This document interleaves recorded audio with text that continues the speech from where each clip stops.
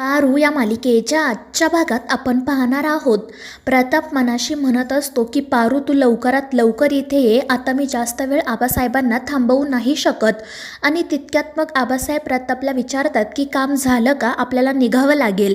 आणि त्यावेळी मग प्रताप नाईलाजाने आबासाहेबांसमोर हात जोडतो आणि म्हणतो की आबासाहेब मला माफ करा, पण मी तुम्हाला येथून जाऊ देऊ शकत नाही. ते ऐकून आबासाहेब विचारतात की नक्की काय झाले प्रताप, असा का बोलतोय तू. आणि त्यावर प्रताप म्हणतो की आबासाहेब, हा आपल्या प्रियाच्या आयुष्याचा प्रश्न आहे. आज पारू तुम्हाला भेटण्यासाठी इथे येत आहे. आणि ते ऐकून आबासाहेबांना धक्का बसतो. ते प्रतापला विचारतात म्हणजे आतापर्यंत तू हे सगळं नाटक करत होतास का. आणि त्यावर प्रताप खाली मान घालून म्हणतो की हो आबासाहेब, मला माफ करा, पण मी आता तुम्हाला इथून नाही जाऊ देऊ शकत. तुम्ही प्लीज थोडा वेळ थांबा, पारू इथे पोहोचेलच. मात्र आबासाहेब खूप चिडलेले असतात. ते प्रतापला म्हणत असतात की मला तुझ्याकडून ही अपेक्षा नव्हती. तू त्या लोकांची बाजू घेऊन माझ्याशी बोलतोय का, तुझी हिंमत कशी झाली. आणि काही झालं ना तरी मी इथे थांबणार नाही. आणि मी कोणत्याही पारूला ओळखत नाही हे लक्षात ठेव. आणि मग ते सरळ तेथून जाण्यासाठी निघतात. मात्र तितक्यात पारू तिथे येऊन पोहोचते. आबासाहेब तिला बघतात, पण तरीसुद्धा ते गाडी पुढे घेतात. मात्र पारू त्यांच्या गाडीसमोर जाऊन उभी राहते आणि आबासाहेबांपुढे हात जोडते. त्यामुळे आबासाहेबांना थांबावंच लागतं. तर दुसरीकडे मिहीर दिशाच्या विरोधातील सगळे पुरावे घेऊन किर्लोस्कर बंगल्यावर जाण्यासाठी निघालेला असतो. पण तितक्यात समोरून एक पिकअप येते आणि मिहीरला उडवते. खूप मोठा अपघात होतो. आणि मग त्यानंतर लगेच तो पिकअपवाला दिशाला कॉल करून सांगतो की मॅडम तुमचं काम झालंय. त्यामुळे दिशा खूप खुश होते. ती हसतच मनाशी म्हणत असते की मिहीर, तू तर माझ्यावर प्रेम करत होता ना, मग तरीही मला तू कसं ओळखलं नाही रे. तुला कसं कळलं नाही की मला जे हवंय ते मिळवण्यासाठी मी कोणाचाही जीव घेऊ शकते. मला क्रॉस करण्याची तुझी हिंमतच कशी काय झाली. आणि मग त्यानंतर ती हसतच प्रीतम आणि आदित्यकडे बघू लागते. दुसरीकडे आदित्य प्रीतमजवळ जात त्याला म्हणत असतो की तू काही काळजी करू नको, पारू प्रियाच्या गावी पोहोचली आहे. ती आबासाहेबांसोबत बोलेल आणि लवकरच प्रियाला घेऊन इथे येईल. तू काळजी करू नको. आणि त्यावर प्रीतमसुद्धा हो म्हणतो. तर लग्नाचे विधी सुरू असतानाच गणी त्या ठिकाणी येतो. बंगला छान सजवलेला असतो, त्यामुळे तो खूपच खुश होतो. मात्र त्याला पारू कुठेही दिसत नाही. म्हणून मग तो आजूबाजूला पारूला शोधू लागतो. तितक्यात सावित्री त्या ठिकाणी येते. ती गणीला सांगते की पारू इथेच कुठेतरी असेल, तू चल माझ्यासोबत. मात्र गणी म्हणतो की नको सावित्री आत्या, मी बाबांसोबत बाहेरच थांबतो. आणि मग तो तेथून निघून जातो. तर दुसरीकडे पारू आबासाहेबांसमोर हात जोडून उभी असते. तर आबासाहेब खूप चिडलेले असतात. ते म्हणत असतात की तुझी हिंमत कशी झाली माझ्या समोर येण्याची. आणि तुला काय वाटलं, तू सांगेल ते मी सगळं ऐकून घेईल का. मी तुझा नोकर नाही आहे हे लक्षात ठेव. तू इथून चालती हो, मला तुझं तोंडही बघायचं नाही आहे. मात्र पारू म्हणत असते की आबासाहेब, तुम्ही मला तुमची लेक मानताना, मग मी आज इथे लेकीचा हक्क मागायला आले. मात्र आबासाहेब म्हणत असतात की अगं कोणता हक्क, मी तुला माझी लेक मानलं, पण तू मला फसवलं. तू त्या लोकांची साथ दिली, तुला लाज वाटली नाही का. तर पारू म्हणत असते की आबासाहेब, एकदा माझं बोलणं ऐकून घ्या. आज गोरज मुहूर्तावर प्रीतम सरांचं लग्न आहे.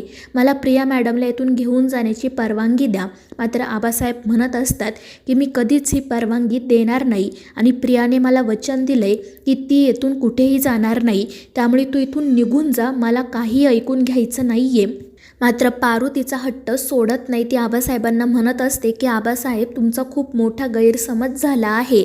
मात्र आबासाहेब म्हणतात की माझा कोणताही गैरसमज झालेला नाही आहे. तू इथून निघून जा आणि सांग तुझ्या त्या अहिल्याला की मला काही ऐकायचं नाही आहे. 20 वर्षांपूर्वी तिने मला आणि या गावाला सोडून जाताना कोणताही विचार केला नव्हता ना, मग आता तिने तुला इथे का पाठवलंय. आणि त्यावर पारू म्हणते की आबासाहेब, देवी आईला तर माहितीसुद्धा नाही की मी इथे आली आहे ते. आणि मग त्यावेळी आबासाहेबांना 20 वर्षांपूर्वी घडलेला सगळा प्रसंग आठवतो. त्यावेळी एका आजारामुळे प्रियाची आई म्हणजे लक्ष्मीताई यांचं निधन झालेलं असतं. प्रिया लहानच असते. आबासाहेब तिला म्हणत असतात की प्रिया, तू काही काळजी करू नको. आता लवकरच आपल्या गावामध्ये शाळा, कॉलेज, हॉस्पिटल हे सगळं काही उभं राहील. आपल्याला कोणालाही गावाबाहेर जायची गरज नाही. आणि तुला सांभाळायला तुझी अहिल्या आत्या आहे ना, ती तुझ्या सख्या आईपेक्षा जास्त तुझ्यावर प्रेम करेल. मात्र हे सगळं अहिल्या ऐकत असते आणि ती खाली मान घालते. आणि मग मग त्यानंतर ती प्रियाला जवळ घेते. तितक्यात श्रीकांत बॅग घेऊन त्या ठिकाणी येतो.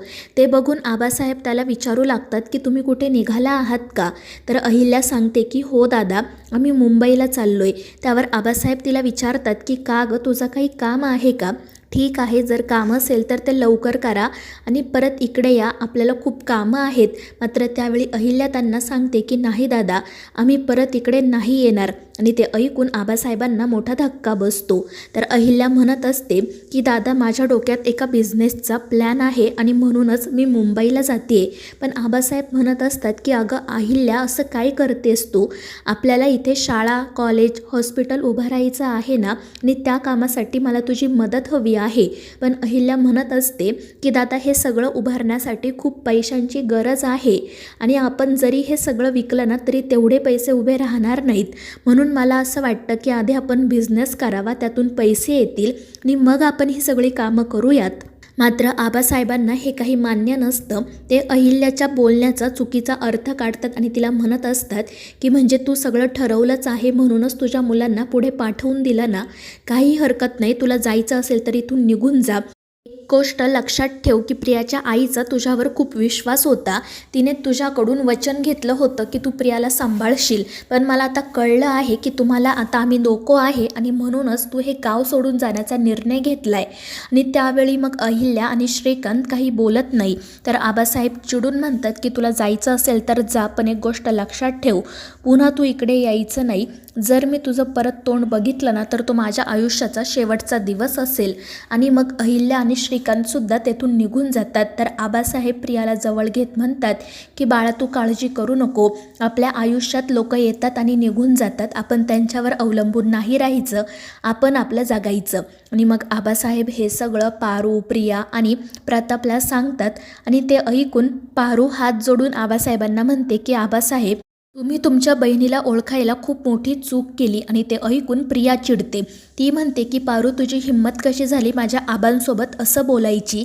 मी त्यांची मुलगी आहे, पण आजपर्यंत मी कधी त्यांना उलटून बोलले नाही. मग तू अशी कशी बोलू शकते?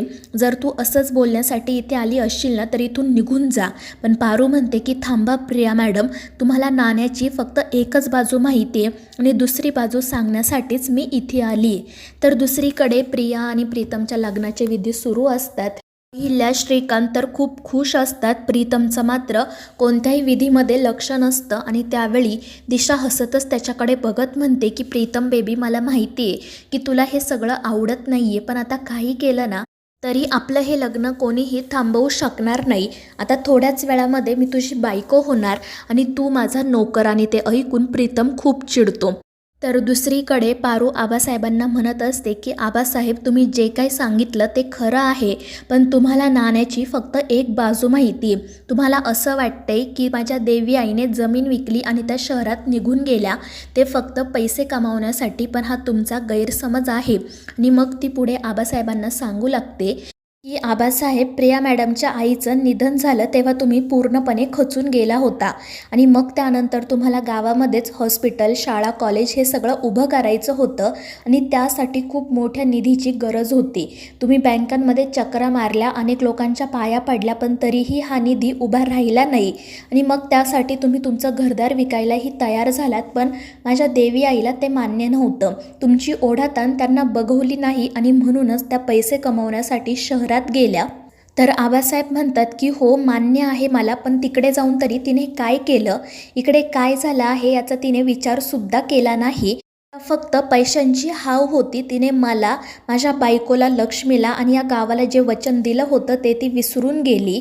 आज या गावामध्ये आम्ही शाळा, कॉलेज, हॉस्पिटल सगळं काही उभं केलं आहे आणि त्यात आम्हाला फक्त यस फाउंडेशन नावाच्या एका संस्थेने मदत केली.